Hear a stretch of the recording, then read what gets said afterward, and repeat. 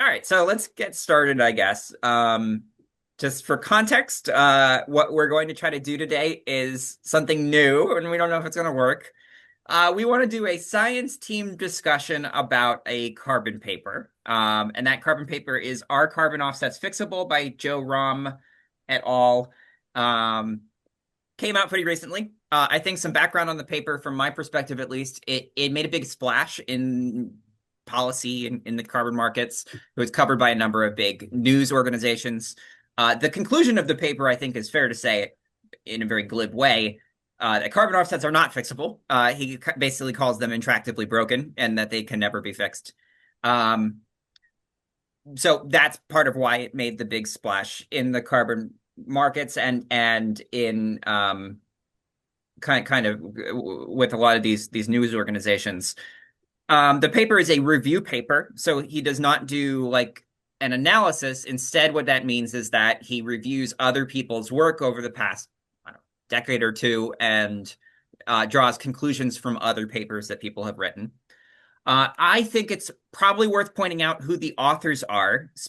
Like in particular, Joe Romm is a very well-known kind of celebrity climate scientist, written a number of books, leads a bunch of think tanks, has served in like governments in relation to climate change. And I think that's probably why the paper made such a splash. And I think that might come up a couple of times. I think he probably also brings a couple of like biases with him in that capacity. That's not necessarily a bad thing. That's just where his perspective is. But I think that's maybe relevant to keep in mind as we go through the paper. So, how do we want to do this? I think that what we discussed was maybe trying to break this meeting into three sections. One of the sections is discussing the points that the paper make. So what do we think are some of the bigger points that the paper make? What makes them good points or bad points in our opinion? So this is our first time trying to do this, and I don't know if it's going to work at all. It's going to be a great time. Yeah. It's gonna go perfect. Yes, if one of us just starts like, we might edit this. We might not, just to see how the conversation goes. So if we want to start with like the main points of the paper, what do we think the main points of the paper were, besides the fact that carbon offsets are intractably broken? I mean, the scope of what they try to address in this paper is really phenomenal. So they're really trying to ask like three separate questions, as best as I can tell. One is, can carbon markets work? Another is, can the individual methodologies work? And then a third is, given that there are existing problems both in markets and in methodologies, do we have the political will to fix them? Like, those are enormous questions to tackle in a single review paper. Yes, that's an interesting way of breaking it up. I would say, yeah, I would agree that all of those things are addressed. They definitely have different answers, I would say. Yeah, which I guess I provide those questions because I think they kind of tee up the points that they then try to make about those questions. Uh,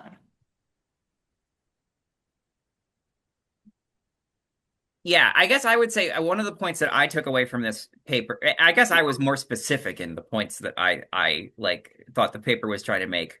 Um, I took away a couple of like key features of like why carbon offsets are intractable. I And I think one of them that came up numerous times was that like just the uncertainties around these things are just too big. Like the paper goes into like a dozen different ways in which like the uncertainties are huge. We can never really know for sure. You got leakage, you got double counting, you got additionality, you've got and like that's just within the methodologies. Like, we're just talking about uncertainty within the methodologies is huge. yes. Yes. And I think the paper tried to make the case that like these things are just unknowable. Like we'll never get to the bottom of this stuff. Yes. I think, what is it? They quoted a Nature climate change article It is impossible to know with any certainty whether any given project is additional. I don't know if I quite am on board with that statement. Well, it is impossible to know if any given project is additional if you don't use an economic model because additionality is fundamentally an economics concept. And until very recently, methodologies have not included any understanding of the markets where they're trying to intervene in the methodologies themselves. So, like saying, yeah, like I guess if you're not going to use the right tools to measure something, then of course it's not going to be measurable. The problem is that for a Hmm. lot of these types of interventions, whether they're in agricultural sectors, forestry sectors, I'm not an energy economist, so I'm not going to touch that. But there are great tools out there to help us understand how these markets work. And so saying that we can't understand the underlying market mechanisms that contribute to additionality is just like seems like a really broad brush to paint.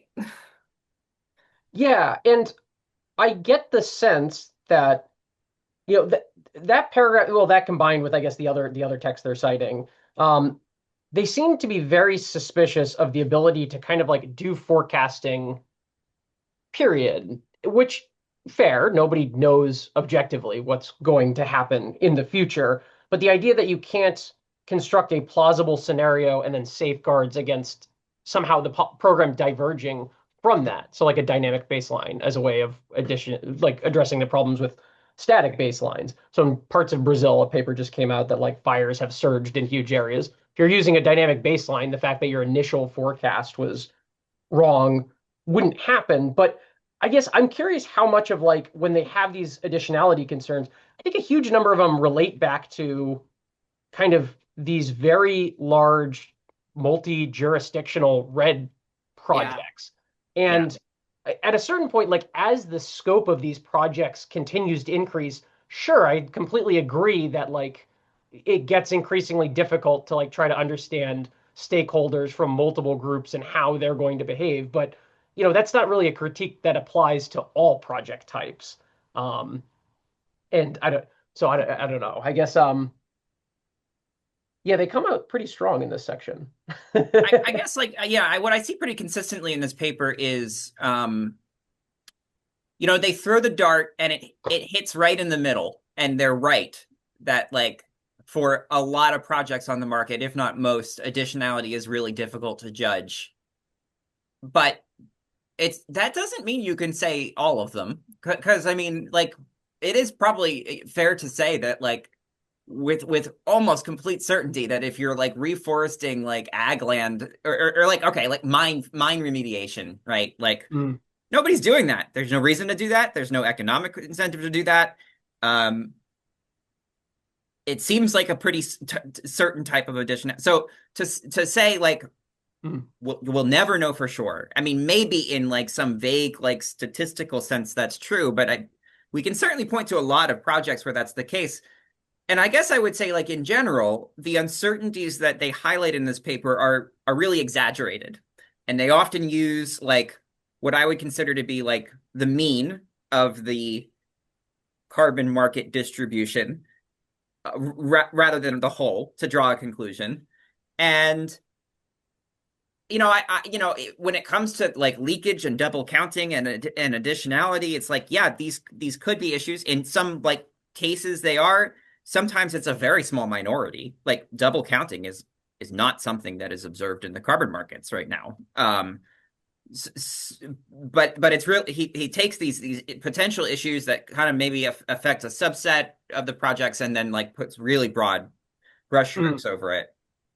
But I I guess want no, to, yeah. sorry, go ahead. I was just going to say to add on to your point, like not only does he paint broad brushstrokes across all these subjects, but well, not he, the authors discuss them as if these issues show up equally in compliance markets and voluntary markets, and they act as Mm. if the drivers in these markets are the same, that like the underlying incentive structures in the markets are the same. And I'm not sure that I buy that argument. I don't know that I've seen that argument proved anywhere. I don't know that that they cite anyone who proves that. And so treating all of these projects the same under two very different market structures um, does seem like a bit of an overgeneralization.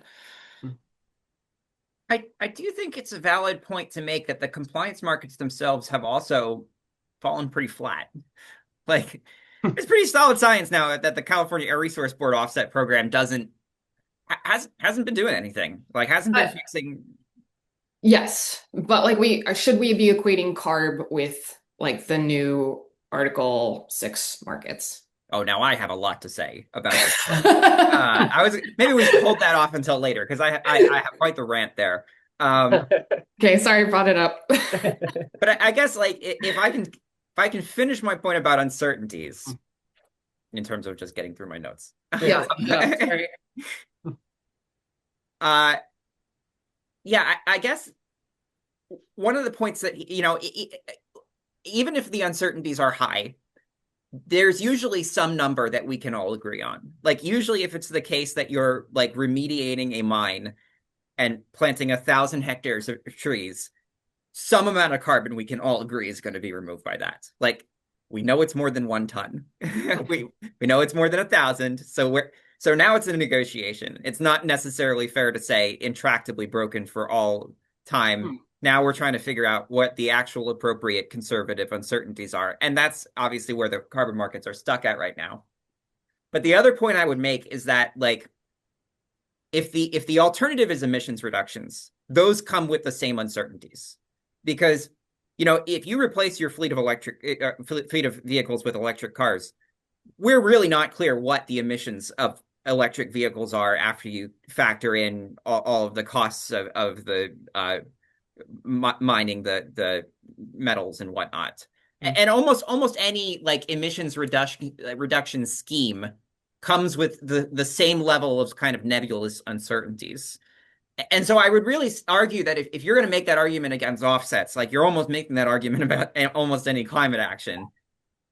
To give you an example to bolster that point, and I do think that the LCAs on electric vehicles are actually quite good now, usually. But for example, the Regional Greenhouse Gas Initiative in the United States was hailed as this amazing requirement that states on the East Coast entered into to reduce their greenhouse gas emissions. Well, it turns out analysis of those markets after the fact shows that the majority of reductions resulting from that market actually were the result of changes in natural gas prices. And so even as we talk about investing in the energy transition,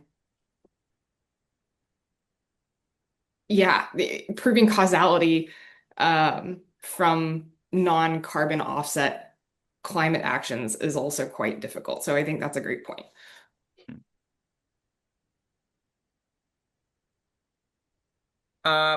Okay, so maybe we now should move on to international trade negotiations. This is not a chance for Elias to soapbox, okay? So let's all remember that. First of all, I want to keep in mind the author's biases. He comes from the field of international treaty negotiation. Like, this is what he thinks is more important. And throughout this paper, you'll see that that's the case. I think he puts way too much weight on these international agreements that have taken place. And to the point that it's like, you're advocating a solution that has historically not worked. You're saying that carbon offsets have historically not worked, but like neither has international negotiation in the past. And he's advocating hard for us to abandon offsets in favor of Article 6. But Article 6 is a joke. And it's a joke in so many ways. And I'll start by saying, like, he makes the case at multiple points throughout this paper that the clean development mechanism credits that came out of the Kyoto Protocol were our best attempt, and that they, in his words, let me see, had the highest level of oversight in the carbon markets, and they still failed. So he's making the case that, like, okay, we tried it at an international level, it had enormous oversight, and it still didn't work. And I would push back on that and say that the CDM credits had the least amount of oversight. They had the most amount of bureaucratic overhead. They had absolutely zero Mm. oversight on like what makes a high quality credit. Basic things like additionalities and baselines were not thought through and included. And whether or not that was on purpose, because I'm not a party to these negotiations, I don't know. Or if maybe it was just early in the phase of thinking about these things.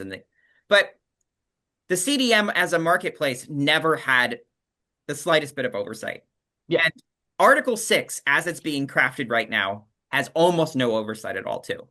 And the language that's being put into Article 6 to enable this to work is the most broadest of pen strokes, allowing you to do almost anything you want. And so registries like art are going out and again just kind of crafting whatever methodologies print the most credits. And countries are happy to have this happen too, because it gives them a really easy way to say that they're doing something about their climate emissions, in my opinion. So at multiple points throughout this paper, he is saying that we should abandon voluntary carbon offsetting in favor of these Article 6 credits, these nationwide ones. And that's really risky for a number of reasons. The nationwide ones are really low quality, have really low oversight. A lot of the voluntary credits are bad, but the good ones are really, really good and clearly much higher quality than an Article 6 carbon credit. And I so, mean, I don't think we can point all, we haven't conducted a systematic review of every single Article 6 project, I want to point out. So well, it's brand new. Yeah. it's brand new. The data is not there yet. But what we can say is that the ecosystem that has evolved to ensure quality in the absence of regulation and in the presence of tremendous information asymmetries for the voluntary market seems to be working. The influence of large tech companies insisting on state-of-the-art MRV solutions and the use of third-party, not regulators, but reviewers who know how to use those state-of-the-art MRV solutions seem to, within the past couple of years, like really changed the game. And we don't know if that something similar is going to happen for Article 6 yet or not. Yeah, I mean, I see all the same problems with Article 6 as I did with like as he's making in this paper. Which is that like I don't see like the kind of motivation to make them better, and I see a lot of like bad actors sneaking into the process. But I think, he's making the case that like well, he's making a couple of cases. One of the cases is that like countries are going to suffer from the voluntary carbon markets because they're not going to be able to claim as much under Article 6. And I think this case is absurd because almost every country now has a set of laws that really clearly defines like how to separate the two and to ensure that they are not going to suffer under this. Um, the idea that we could double count on the voluntary carbon markets and then under Article 6 also seems absurd because there's really strong mechanisms being put in place right now. And it's never happened before. Like he's got a huge section on double counting for a problem that's never occurred. Well, it hasn't occurred at a scale that has been detectable. Yeah. Yeah. It's happened occasionally, but like we talk a lot internally about the fact when we are communicating about carbon credits in general that double counting is one of these issues that people like to focus in on because it's something that A is generalizable across all carbon credit types, and B is really easy for people to understand who don't know anything about the technicalities of these different project types. And so double counting is just an easy issue to fixate on, but it's maybe not helpful. Does double counting apply to the VCM, or is this only compliance markets? I guess I wasn't clear about this because I don't read as much policy. Yeah, so his stuff. concern is you create a voluntary carbon project in, I don't know, let's say Nicaragua. Okay. And then Nicaragua goes and claims that under Article 6. And they're claiming the trees that you planted and gotten credits for under the VCM. Mm-hmm. So they're getting twice as many credits from those trees. Why would Nicaragua, unless Nicaragua buys the credits, get to claim the credits? I guess that's what I'm not clear about in the first place. Well, I mean, Article 6 is a methodology for countries to like claim carbon credits for their entire okay. nation. But it's never happened, and there's like really strong mechanisms right now to prevent it from happening. um, he makes the statement that like carbon credits should be taking this massive deduction. Like we should be issuing fewer credits or penalizing voluntary carbon market credits because we're taking those credits away from Article 6. And again, that puts way too much faith in Article 6 credits being legitimate. But I also think that like it's up to each nation, and almost every nation at this point has crafted laws and done that balancing act. And in many places, like there are taxes on these carbon programs as a result of that. So like this has been worked into the soup already. I mean, I think there's a clear analogy here, right, to other conventional timber and agricultural products. If we consider carbon credits as a land-based product, that's analogous. Governments buy timber. They have like national strategic reserves of timber. They will step in and buy agricultural products to shape the market in the way that they want to shape the market or to fulfill certain strategic needs. But that doesn't replace the market for agricultural products that is private, or the market for private timber products. They exist, they coexist, they complement each other. The government uses one to support the other. And I could see the same thing happening with carbon credits in the future. Certainly, I think he comes at this from his side of the wall. And then there kind of is a wall, I think, between like those who are at COP doing international negotiations and those who work in the carbon market space. Like not too much overlap, but I think that where the overlap makes a lot of sense is in the co-benefits section, or the social science section, where people are asking bigger questions about how do these markets contribute to other issues that are driving climate change or driving climate injustice. And maybe that's the bigger point of the paper that the authors really want to make, but don't explicitly come out and say, is that it's not that offsets aren't fixable, it's that offsets aren't contributing to empowering local populations in the way that an ideal climate policy would. And that I agree with. I really agree with. I think if carbon markets are going to like quote unquote work, we have a lot of reckoning to do to figure out how do we make them contribute to the overall climate picture instead of just enriching a handful of developers and landowners. yeah. And I wish they had come out and said that and talked about that in this paper, because that would have been great. Well, yeah, no, I think that they tried to get to that. They focus a lot on red, obviously. Um, I think that's another case of like, yeah, no, I think that's a perfectly valid point. Um, and I guess I would say like a lot of this I would should come down to regulation rather than like just saying these things are intractably broken. But I do agree that like certainly the money's gone to the wrong places. Like that's pretty frustrating for all of us. Mateus, Jack, you want to hop in? It seems something that I'd be interested in getting your perspective on, Jack, is that it seems like this paper is almost deliberately turning a blind eye to all of the MRV related advances. And I'm curious what you think of that. Um, well, I don't know. The paper,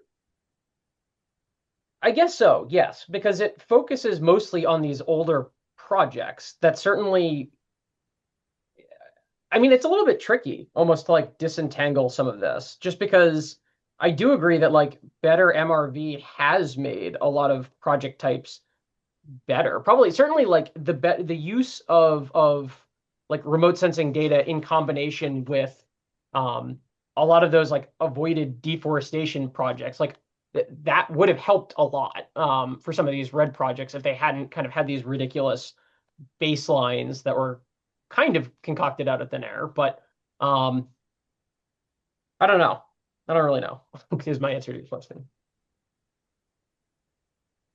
I think that that is a crutch that is used by the carbon markets as a defense mechanism. Like, oh, the technology's gotten better. Like, I don't buy it. Like Hansen released his like first forest cover loss paper in like 2012 or something. Mm. Most of these bad projects came out after that. Like like most of the baselines for these bad projects are based on remote sensing maps to begin with. Mm. It's one of those Yeah. strange things too. Oh, sorry. Go ahead, Mateus. No, no, go ahead, Jack. Um, yeah, I guess like part of the thing is like in terms of the types of MRV technologies you can use for a lot of these projects, like the literal sensors and stuff developed by some things have gotten better. Like there are like better LiDAR sensors now than there were then. But I will say like generally what people use has remained the same because like whether it's 2010 or 2025, most people, if you're developing in like a really rural area that's hard to get to, are simply not flying LiDAR. Like if you're developing a project in Colombia, you're just going to use satellite maps regardless. And they might be a little better now, but like, I think the tools available haven't necessarily changed. Like, sure, as the cost has come down on LiDAR and stuff, it becomes more feasible to like fly it. And like, I guess single photon LiDAR, if you use that, is better over large areas. Um, I think there's just kind of if anything, I feel like with the MRV side of things, it's more that like people are now, or at least conscientious buyers like Microsoft, for example, are now much more, they scrutinize like the MRV stuff a lot more. I'd say that's the bigger change. Whereas before it would be like, look, we have a deforestation map from 10 years over Brazil and we're going to fit a curve to it and call it a day. People just kind of took that at face value. And I remember finding this like baffling when I was still in school, uh, that like people were just kind of taking this as face value when I was quite not as in the industry. Um, and so I would say it's not so much a change in the technology; it's more that like people are appropriately skeptical of it. And I do think that I don't know if I should. Are we allowed to say things about Vera here? I will say I like I think we're Vera talking was a about big there. problem with Yeah. this. I mean, I just the number of their projects that it's like I mean, like a high schooler could have done a better job, like critically thinking about how to construct a baseline for some of these projects. I don't know. Um, yeah, there's willful ignorance in the market, I think, because it was working out for them while they were getting numbers and were able to sell these credits. And I think now that they're not, they're having an increasing realization that there's a real problem here. I guess what Mateus, you wanted to say something, but also Elias, you look like you want to say something. No, yeah, what I would say actually is like I agree with you on the sense of like the tools that are available now and most of like good data was also available in the past. And I think that like probably the main issue it is like the weak methodology.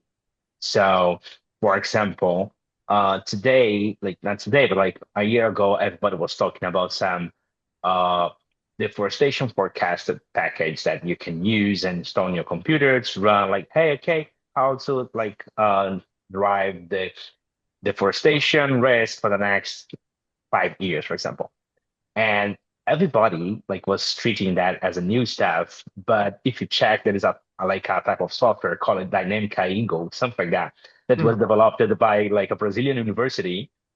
And nobody was like, well, nobody, but just a few of project was using that. And the concept is like more or less the same. I think that now the accessibility to the satellite data it is much more easier and cheap Hmm. as well because you can like just get everything in Google Earth Engine. But it is like what Jack was saying, like if you have a high school guy that understands how to go to NASA website, download the imageries and put on the software, you will be able to run that and get like the deforestation risk maps as well. So I think like that the methodology itself was pretty weak on that sense. They are like considering scenarios that was not like applicable to every place in the globe and was not like restricting a lot as well to make like, okay, for example, in a savanna, you need to use this type of approach. In a tropical rainforest, those approach, and then in mangrove, this would be the approach. Like they are like trying to make it very accessible to everyone. So hey, this is the methodology, and you can use to every biome that you want. Hmm. I But the underlying market drivers of change in those biomes are going to be different too. Like it's not only is this remote sensing aspect going to be different, but the the intervention itself should have a different theory of change because the underlying market structure is going to be different. And there needs to be more connection between the remote sensing and the on the ground economics, which is a whole field in and of itself that, like, to your point, Mateus, like the methodologies hadn't really brought that in. I think this speaks to both good and bad points made by the paper. And I think one of the good points is that a handful of registries went out there and tried to craft methodologies that worked in as many circumstances as possible. Whether this was a good idea or not, and but Vera, for example, had a monopoly over Red Plus project development in a lot of the world. Like, if you want to do a carbon project with trees, you had to use Vera because they were the only ones willing to print these credits in these weird places using like very broad, bad methodologies. So that's an interesting point, which is that, like, if you look at the carbon marketplace as a whole, like, most credits we would agree are probably bad, but like they're coming from only a handful of people and attempts. Vera, the American Carbon Registry, and the CDM, the Clean Development Mechanism, are the three that printed hundreds of millions of tons of credits that we're all questioning right now. But like, if you look at other actors from 20 years ago, Gold Standard, Climate Action Reserve, Plan Vivo, they don't have the same level of scandal about them, largely because they didn't create these programs that were attempts to work all the time in every place with methodologies that were really nebulous that could work across the globe. And one of my criticisms of the paper, I would say, is that, like, it is valid to point to like offsets as a whole, all like, I don't know, 3 gigatons of them, and say like four out of the, or like 2.5 out of the 3 gigatons are not any good. But like, if you're looking at like the people who have been issuing them, it's a much more mixed bag. From the very beginning, people have been doing it pretty good. Like, you will find some scandals under hard Gold Standard, but like, it's much more scandals of like accident, much rarer. So, it is almost a situation of like, well, I guess, okay, let me get to the next point that this guy made that I thought was actually a pretty valid point, which is that like the market has historically, and seems to, if you look at like the overall market data, continue to favor low quality offsets. And I don't have a rebuttal against this, because this is what led Vera and ACR and the CDM to be such huge players and produce hundreds of millions of fake tons of credits. What was that there was this market demand for them, and people didn't favor like Gold Standard. This point was the crux of the paper, and it's a completely separate question from all of the other issues that the paper raises. Like, this has nothing to do with whether leakage and additionality uncertainty can be quantified for every single methodology. This is like more fundamentally, is there a reason to even invest in better methodologies? And I am really curious to hear what everybody else thinks about whether there's like a solution to this. The first point I would make is that, like, since the carbon markets collapsed 2 or 3 years ago, like, I do think buyers are more favorable of high quality credits. The paper rebuts that pretty firmly, though, because like it shows some stats here, and I don't remember what page that was on, from 2024, that showed that like low quality credits still make up the majority of purchases. So maybe that's not the case. It seems to be my personal feeling as a ratings agency, but obviously if you're buying low quality credits, you're not going to look for a rating. What I had a quick question about this. In terms of, so are the people that are continuing to buy these low quality credits, is it, I guess, like, what is, I don't deal with like buyers very often, and so I don't get like insight into this, but like, what is the motivation for people purchasing low quality VCM credits? Because I guess like most people, this is an issue. I think they were talking about it. They were talking about it in the context of both voluntary and compliance markets, right? Yeah, they did. Uh, Compliance markets, there's never even any motivation to get Okay. good credits. No. So totally. So I understand it there. I guess I am a little bit confused about the motivation for buying because, like, if you knew credits from like red projects are wrong, maybe in some cases there is like maybe there are a few examples of there's like a CSO out there who realized they bought some real turkeys and they're just not going to admit that they did that. And so they're going to keep buying them until the project goes away.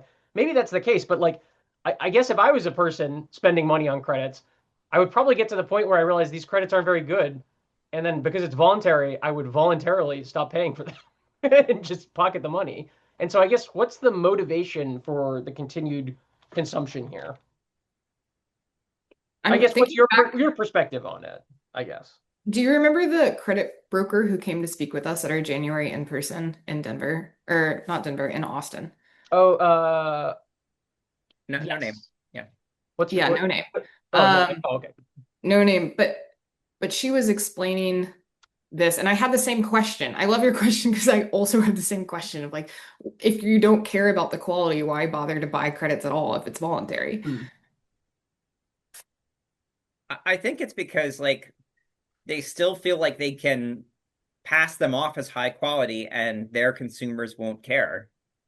Like they still must feel that there's some sort of like PR value or that like people brush all carbon credits together under the same stroke. And so if you're going to do it, you might as well do it cheap. Hmm. It's So this funny. is Sorry, oh, go go ahead. ahead. Oh, I was gonna say that like it I guess is the perception then like I'm trying to remember. I can't get my acronyms right. Is it FSC? Are they the ones that they put the little stamp on like bags of paper? I think I have one Yeah. somewhere. Yeah. And they're like, well, this was sustainably done or done in a way that was like relatively ecologically friendly. I guess like knowing like scientists like Bob Seymour and whatnot, like obviously like he has pretty strong opinions that he doesn't think always the reviewers for that program are like up to snuff. But in general, I guess I do tend to buy when I buy another stack of printer paper, I tend to buy the ones with that. And so maybe it is just a case of like people not doing diligence on terms of they're like, well, the company says they're carbon neutral. I guess I want to support a carbon neutral company. And then, most people aren't going to open an accounting spreadsheet to figure out what fraction of like Cambodian red credits made up, their portfolio or something. That's an important analogy because FSC was sold to producers as if you pay the very expensive fees for participating in this auditing program, you're going to get a green premium. And that never happened. What ended up happening was having the FSC stamp was what meant that Lowe's and Home Depot and other major retailers would keep buying your forest products. It never materialized in higher payments for better practices. And so maybe that is what we're seeing with the carbon markets is if the idea is that carbon markets are supposed to basically represent like a green premium,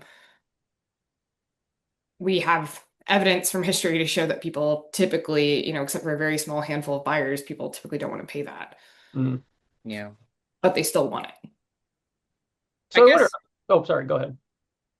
well, I mean, I think this is the strongest point the paper makes. But my answer would be still like the problem isn't intractable. Like it is a feature of this market, but it speaks to the market's need for strong regulation. Because like if you're a commodities broker and you're trying to buy like oil, like drums of oil, back in shale, whatever it is, you also want the lowest price, and but you rely on like the Security and Exchange Commission to make sure that that oil is legitimate. Mm. And so yeah, we have this situation where like people aren't going to do that work, but we could maybe imagine a world in which it's like regulated to a sufficient degree that um it still works out. Yeah. Well, I guess I laughed at your point about like the or I forget exactly what I laughed at. But you can edit this out too. No, I'm kidding. I I don't I don't know. I don't actually have a point, I guess. I don't want to say what I was gonna say. No, say it. We can edit it out later. I want to hear. Um, well, I guess like did they ever realize like do we have data that suggests companies that are buying these low credits are actually getting a green premium? I guess I'm curious about that. Um, Great question. the point I giggled about was just the intractability point, because throughout this entire paper, I got to be honest, it's not as though I read this paper and go line by line. I'm like, this is wrong, this is factually. It is. I agree with the majority of this stuff in. It's got a really good history of the markets. That's a really useful intro. I just, whenever it gets to the intractability, because it's almost like claiming that like you could never have good accounting because like accountants are hired by the companies they're auditing, and like because Arthur Andersen failed with Enron, like you can never have. I don't know. It's just like the problems aren't intractable, and all the problems with Vera are they're very fixable, and other people have fixed them. I guess that's partially why I giggled. But I do find the green premium thing. I'm just curious about that. If they're like, what companies have come out and said like we're getting a lot out of this? Like, do people buy Vista now or whatever operating system we're on from Microsoft to like because it's offset? I don't know. They're offsetting their credits.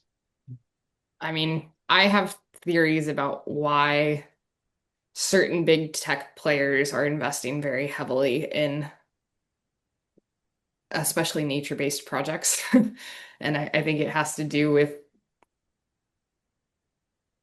creating a narrative that distracts from the environmental damage being done by data center investment. Um, that's So it's just like greenwashing type. that is a well, I don't think I would call it green washing per se. I don't want to make any claims because I haven't done any research on this topic. I just get the sense that that a lot of companies are using these for the same reason that timber companies do FSC, and the same reason that Home Depot and Lowe's pay for the FSC logistical nightmare because it buys them social license to operate. It's just a stamp saying like we're doing good practices, so you shouldn't regulate us more heavily, right? Like, I think Yeah, that yeah. I don't know. Like, well, sorry, go ahead, Alex. No, go ahead, Matthias. Yeah, I don't know. Like, I have the feeling that, well, come on, like, we need to agree that like the NVS has a type of hype, like, and as well, it is a type of like when you put this together with like the social and biodiversity benefits, it's like extremely interesting and it's extremely good green marketing. So like everybody likes to put on a huge headline that, wow, we have this project. We have this project in like Amazon and we are like saving these X amount of species and et cetera, and helping this like native community and etc. Hmm. So everyone like loves to put this as a headlines. So I believe that like that is a type of green marketing as well. And I truly believe that there is a huge in like how can I say maybe a huge movement and expectation on the future prices of those credits as well. So you can see like most like there is a lot of people that are investing in those type of credits because they believe that they are interesting and they want to use by like their operations. But well, there is some companies that are also buying those thinking that tomorrow they will be able to sell this by the double of the price.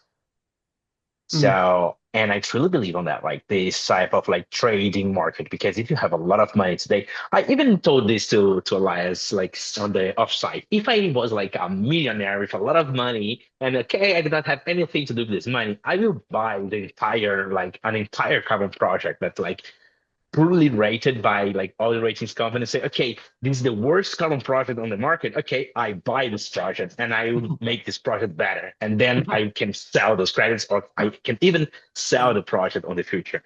It is a type of like when you buy an old car and you like rebuild everything and sell it like better and expensive in the market. So yeah, I think like that's a way to see as well. I think that's a good point.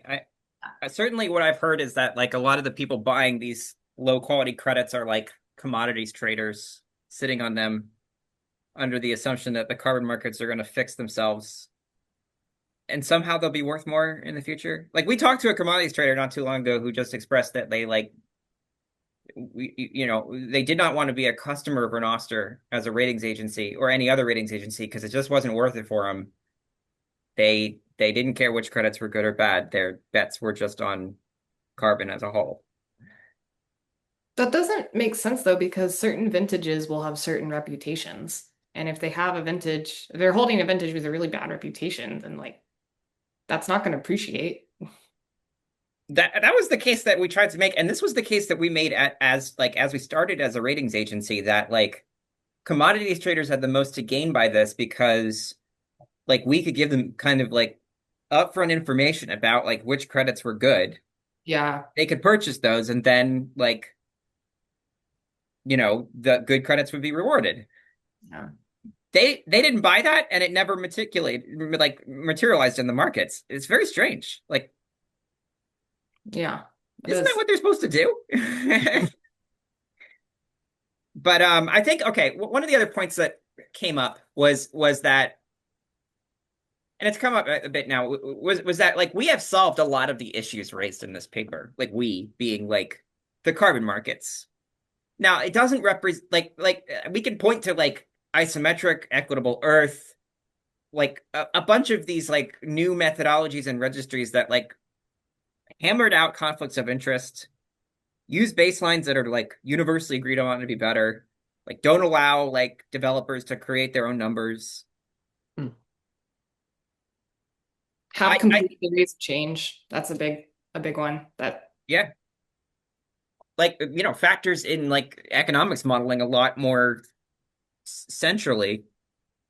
I think the paper does make a, I mean, it doesn't address this at all, which is a little frustrating. Maybe that's fair though, because it still occupies like the fringe of the market, like a minority of credits coming off the press today. But one of the points the paper does make is that like the registries that do exist like continue to double down on their bad credits. Like Vera continues not only to say like the old credits reprinted are legit, Hmm. but also they continue to print old like credits from the old projects. And then the other thing the paper noted was that like there's new registries that are good, but there's new ones that are bad. Like Sir Carbano is awful. Uh and so like could the same thing happen again? Like where like Sir Carbano prints like 10 times as many credits as Isometric. It's the largest market player. Mhm. and ICBCM is supposed to address this, right? By giving registries their stamp of approval. They But are. They're an industry-led organization though. And there's no government that like there's incredibly close relationships between like those on the ICBCM board and Vera. And like yeah, they have done a job, but I would say they push the market in the right direction, but not far enough. Mhm. I guess when the paper says high quality is not a priority for many buyers, I don't know that we can actually conclude that yet, because it might just be that high quality is too expensive, that understanding whether a credit is high quality is too expensive for the majority of would-be credit buyers. So it might not be that they don't value quality, it might just be that they can't afford to make sure that there is always quality. And that's a really different concept. And I point to that because the whole goal of, I shouldn't say the whole goal, one of the main goals of regulation, like as you mentioned, the regulation that created the Securities and Exchange Commission, is this idea that you are going to decrease the cost of information in the market and kind of level the playing field. So right now we have a market where, because there is no regulation, information asymmetries are very high. And that means that only people or companies with extremely large pocketbooks can afford to care about quality, because no one else has a mechanism for doing so. Because they're buying boutique projects, it's not like they're paying for quality assurance across the entire market. They're just paying for quality assurance for their own boutique projects. So for us to level the information asymmetry across the entire market, we probably do need regulation. And so to make this conclusion about like, well, people don't care about quality, well, we don't have the evidence for that, because we would need to understand how actors behave in the presence of information about quality. So I do think that's a kind of a preemptive conclusion. I guess the argument, like if I'm playing devil's advocate, the paper argues that like there are certain classes of credits that we just know are low quality. Renewable energy credits is the one that it highlights. And it's kind of inexplicable that people still buy them in large quantities. Well, energy markets are their own. I really disagree with lumping renewable energy credits in with other kinds of carbon credits because the underlying market structures in which they're supposed to be interventions are just so different. Like it's like comparing apples to oranges.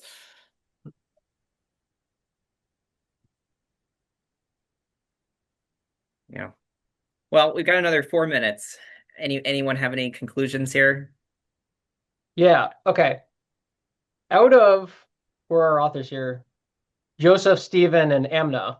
Who do we think owns a bunch of cook stove carbon credits and typing them up throughout this Unbelievable. paper? Why is that? What the hell? Anyway, throughout the whole thing, there's a huge paper on how terrible these credits are, but like throughout this, it just comes up over and over again. I'm like, by the way, cook stoves are like the best credits out there. Those are the worst credits. They're terrible. I don't know. He's like, listen, you can't do additionality or do forecasting, but let me tell you, if you got cook stoves, we can tell you everything about how people are using them.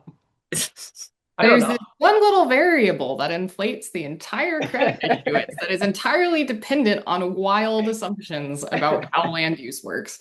But anyways, yes. Yeah, I didn't get to address like the leakage thing in this paper because I had some rebuttals to that too. Like this guy treats leakage way too simplistically. Um, Well, I think there are precedents for prominent climate scientists weighing in on commodity market intervention strategies without understanding how the commodity markets work to great detriment. Um, it's important to have climate scientists be part of the conversation and part of the solution, but I don't know if there's a conversation here so much as this is what I see from the outside, as opposed to, how do we communicate better about these issues, which is really what I see the role of, science as being. I mean, he does put out a call to like improve the markets, which is laughable after he says we should just quit the markets. I think we almost talked ourselves into saying like carbon offsets don't work unless they're regulated. Well, point to a market that works that's not regulated. Like Yeah, markets aren't supposed to work in the absence of regulation. yes. But Renoster's conclusion: carbon markets only work if they're regulated. Of course, it depends on like work for whom, but if you are going to attain a socially optimal outcome, you usually need at minimum regulation to reduce information asymmetries. Sorry, I guess. Jack. Oh no. I guess like it's a tricky paper at times to talk about just because it's not like I said earlier, it's not like I'm going through this thing being like all of this is just completely wrong. It's just there's this constant little jump of like X is an issue and it can't be solved. And for so many of these things, like, for example, with having, people scrutinize these projects, it's completely possible to have a setup where the people that are reviewing these projects are not just going to give them a rubber stamp and that they're going to be more critical. And so like, you could fix that issue right there, of having better diligence in reviewing these things. And so, this paper raises a ton of good points. It's just, I guess my big takeaway from it is I just don't necessarily buy that like this final leap to these issues can't be fixed is quite credible. I don't know. That's my high level summary. That would be my biggest takeaway, but.